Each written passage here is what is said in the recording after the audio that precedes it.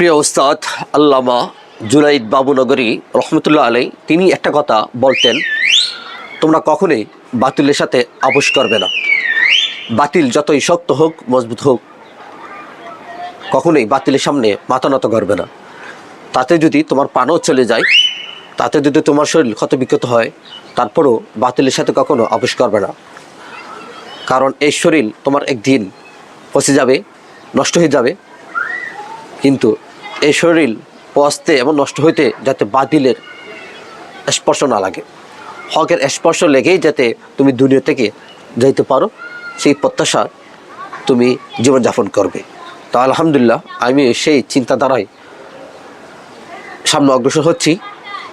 দোয়া করবেন যেন সত্যের পথে চিরজীবন অটল থাকতে পারি, হকের পক্ষে লড়তে পারি, হকের কথা বলতে পারি, হকের কথা লিখতে পারি।